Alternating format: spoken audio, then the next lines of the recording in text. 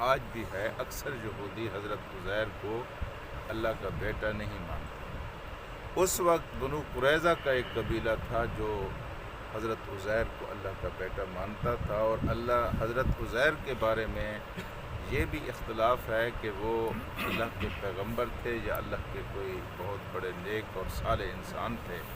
اکثریت کی رائے یہ ہے کہ وہ خدا کے پیغمبر تھے۔ بائبل کا نسخہ گم ہو گیا تھا، اور ان کا کارنامہ یہ تھا کہ انہوں نے اثر نو بائبل کو لکھوایا، ان کو حفظ تھا، ان کو یاد تھا۔ یہ ان کا اتنا بڑا کارنامہ تھا جس کی وجہ سے انہوں نے خدا کا بیٹا قرار دے دیا۔ اور مسیح کہتے حضرت عیسیٰ علیہ السلام کے بارے میں مشہور، یہودی عیسائی کہتے تھے کہ یہ خدا کے بیٹے ہیں۔ حضرات، اللہ تبارک و تعالیٰ فرماتے ہیں ذالک قولہم بافواہہم، یہ بس ان کے منہ سے کہی ہوئی باتیں ہیں۔ اللہ تبارک و تعالیٰ ان کمزوریوں سے پاک ہے کہ وہ بیوی بیٹے کرے۔ ذالک قولہم، یہ باتیں ہیں ان کے بافواہہم، ان کے منہ کی باتیں ہیں جنہوں نے کہہ دی ہیں، ان کا حقیقت کے ساتھ کوئی تعلق نہیں ہے۔ یہ صرف باتیں ہیں جو کرتے رہتے ہیں، ورنہ اللہ تعالیٰ کی ذات اس سے پاک ہے۔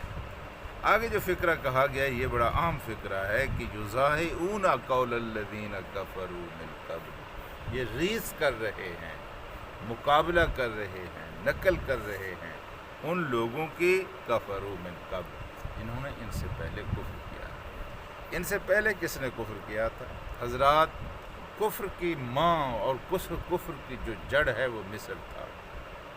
کل بھی مصر تھا، اور لگتا یہ ہے کہ آج بھی مصر ہے۔ وہاں سب سے زیادہ ظلم جو کیا تھا وہ فرعون نے کیا تھا، اور فرعون کے مقابلے میں جس طرح کی مزاحمت ہوئی تھی وہ بھی مثالی تھی، اور وہ حضرت موسیٰ علیہ السلام نے فرمائی تھی۔ جی، تو ہم دیکھتے ہیں کہ آج بھی سب سے بڑھ کر ظلم اور سب سے بڑھ کر یعنی کفر کی یا ظلم کی جو بات ہوتی ہے مصر میں ہوتی ہے، لیکن وہاں مزاحمت بھی اسی درجے کی موجود ہے۔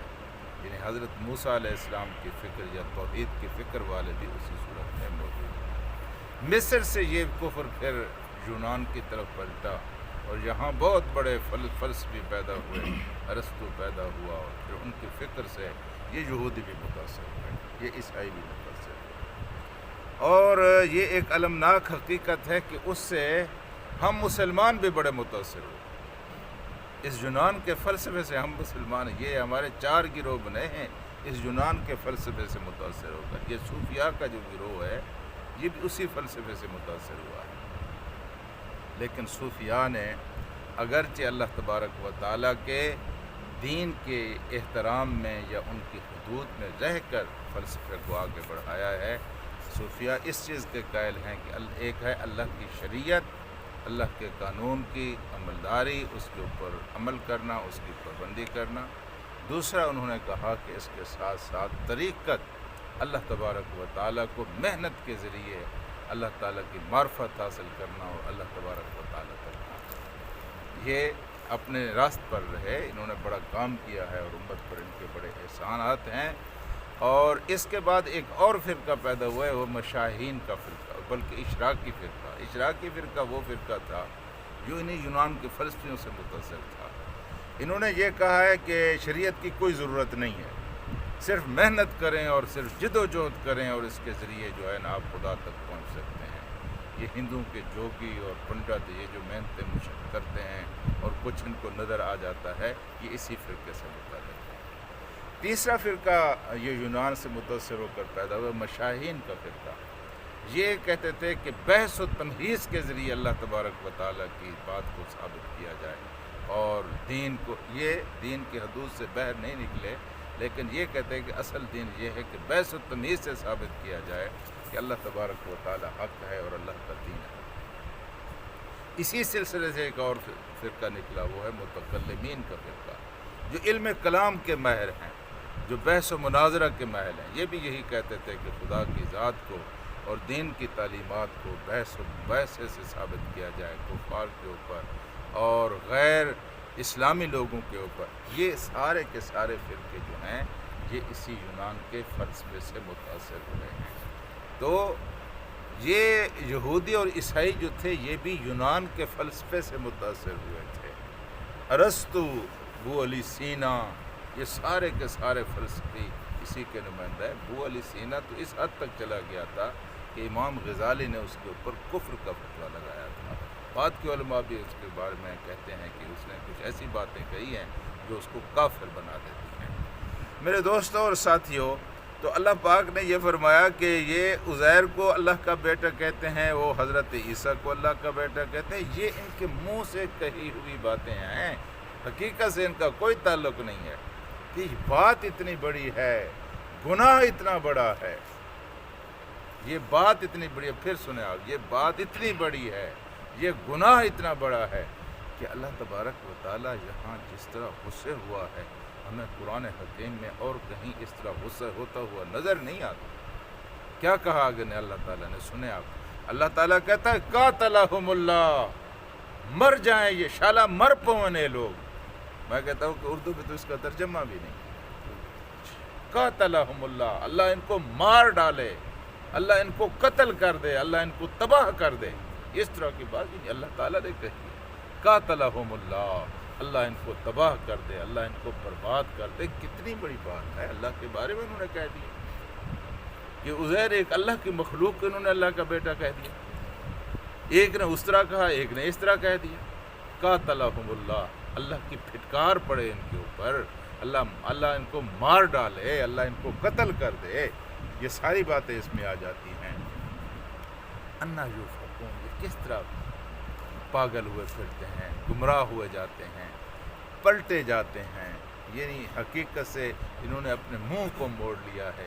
اتنی بڑی حقیقتیں، اور اللہ پاک نے جس طرح ان کو سمجھائے، کوئی بات ان کی سمجھ میں نہیں آتی کہ وہ ذات تو ایک ایسی ذات ہے جو ان سارے عیبوں سے پاک ہے کہ اس نے کوئی بیوی بنائی ہو، اس نے کوئی بیٹا بنایا ہو، اور یہ اللہ کا بیٹا۔ انہوں نے اللہ کی مخلوق میں سے دو بندوں کو، حضرات، محبت اور عقیدت میں غلو، محبت اور عقیدت میں غلو یہ قوموں کو تباہ کرتا رہا۔ غلو کس کو کہتے ہیں؟ حد سے بڑھ جانا۔ کسی سے آپ متاثر ہوئے اور اس طرح متاثر ہوئے کہ آپ حد سے بڑھ گئے اور اس کو اس کی شان سے اٹھا دیا۔ قوموں کی تباہی کی تاریخ میں یہ چیز ہمیں بہت زیادہ نظر آتی ہے، اور اس کا سب سے بڑھ کر بڑا ادراک محمد رسول اللہ صلی اللہ علیہ وسلم۔ آپ نے بارہا لوگوں سے کہا کہ لوگوں، یعنی سب سے بڑھ کر اگر مسلمان کی محبت ہو سکتی ہے تو کس سے ہو سکتی ہے؟ اللہ کے رسول سے ہو سکتی ہے، کیونکہ ان جیسا صاحب کمال تو ہماری صفوں میں کوئی دوسرا موجود نہیں ہے۔ اس لیے اللہ کے رسول نے بار بار یہ بات کہی کہ لوگوں، اللہ نے پہلے مجھے بندہ بنایا ہے، بعد میں اپنا رسول بنایا ہے۔ لا ترفعوا فوق قدری، کہیں میری قدر سے مجھے بڑھا نہ دینا، مجھے کہیں خدا نہ بنا دینا۔ یہ قوموں کی تاریخ ان کے سامنے تھی کہ حضرت عیسیٰ حضرت عزیر ویسے نیک آدمی تھے، کیا کارنامہ تھا کہ بائبل، بخت نصر نے حملہ کیا، بائبل گم ہو گئی، ایک عرصے تک ان کے پاس ہدایت کی کتاب موجود نہیں رہی۔ پھر ایک بندے نے محنت کی اور اس نے بائبل کو دوبارہ لکھوا دیا، تو اس کارنامے کی بنیاد پر یہ اتنے اس سے متاثر ہے، اس کو خدا کا بیٹا بنا ڈالا۔ اس طرح حضرت عیسیٰ علیہ السلام کے کارنامے بھی کچھ کم نہیں تھے، لیکن متاثر ہوئے، ان کو خدا کا بیٹا بنا ڈالا۔ اللہ کے رسول نے فرمایا لا ترفعوا فوق قدری، اے مسلمانوں، میری قدر سے مجھے اوپر نہ اٹھانا۔ اللہ نے پہلے مجھے اپنا بندہ بنایا ہے، اور بندے کے بعد پھر مجھے اپنا رسول بنایا ہے، اور انسان کے سب سے بڑا شرف یہ ہے کہ وہ خدا کا بندہ بن کر رہے۔ اس کے مقابلے میں کوئی مقام ہی نہیں ہے، یہ سب سے بڑا مقام ہے کہ انسان اللہ کا بندہ بن کر رہے۔ یہ نبی جو تھے یہ سب سے بڑے خدا کے بندے تھے، جو سب سے بڑا خدا کا بندہ ہے وہی سب سے بڑا مقام و مرتبہ رکھتا ہے، کس کے بعد؟ میرے اللہ کے پاس۔ جی تو آج اللہ تبارک درمیان کی ایک آیت چھوٹ گئی ہے، انشاءاللہ کل اس کا ترجمہ کریں گے۔ اللہ تعالیٰ سے دعا کرتے ہیں کہ اللہ تعالیٰ ہمیں قرآن کو سمجھنے اور اس پر عمل کرنے کی توفیق عطا کرے۔